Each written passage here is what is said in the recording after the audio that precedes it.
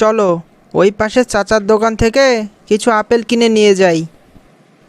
বাড়িতে তো আপেল আছেই, আজকে আপেল নেওয়ার দরকার নাই। আচ্ছা ঠিক আছে, শুধু 1 কেজি আপেল নিয়ে যাই। কালকে তো অফিস বন্ধ, কালকে তো আর কেনা হবে না। আচ্ছা, এত করে যখন বলছো চলো তাহলে। চাচা, আমাকে 1 কেজি আপেল দিন তো। এই নেও বাবা, তোমার 1 কেজি আপেল। এই নেন চাচা, আপনার আপেলের দামটা। ঠিক আছে বাবা। চাচা, আপনার আপেলগুলো আজকেও পানসে, একদম মিষ্টি না। আমি একটা খেয়ে দেখলাম। এই যে নেন, আপনি না হয় একটা খেয়েই দেখেন। কই বাবা, আপেলে তো মিষ্টি ঠিকঠাক আছে। ও, আপেল তাহলে মিষ্টি ঠিকঠাক আছে চাচা। আচ্ছা চাচা, আমি তাহলে গেলাম। আচ্ছা বাবা, আবার আইসো।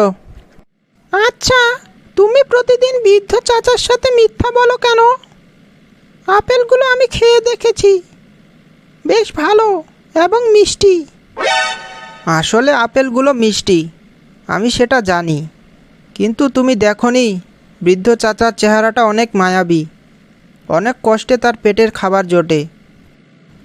আমি না হয় প্রতিদিন মিথ্যের অভিনয় করে নিজের ভাগের একটা আপেল তাকে দিয়ে দেই, কারণ তিনি আপেল বিক্রি করেন ঠিকই, কিন্তু আমার মনে হয় নিজে কখনো আপেল খেয়ে বুঝে না। তাই তাকে প্রতিদিন মিথ্যের অভিনয় করে আমার থেকে একটা আপেল খেতে বলি। বলো কি? আমি তো আগে কখনো এইভাবে ভাবে দেখিনি। আমি আরও তোমাকে এতদিন ভুল বুঝেছি। আচ্ছা হয়েছে, এটা কোনো ব্যাপার না। করিম চাচা, আমি প্রতিদিনই লক্ষ্য করি আপনি ওই লোকটারে নির্দিষ্ট ওজনের চেয়ে একটু বেশি আপেল বাড়ায়া দেন। কারণটা কি জানতে পারি? হা হা হা, আমি জানি সে প্রতিদিন মিথ্যে বলে আমারে একটা আপেল খাওয়াইয়া দিয়া চলে যায়। সে মনে করছে আমি তা বুঝি না। তার প্রতি ভালোবাসা রেখে আমার ওজনের পাল্লাটাও নিজে নিজে ঢলে পড়ে।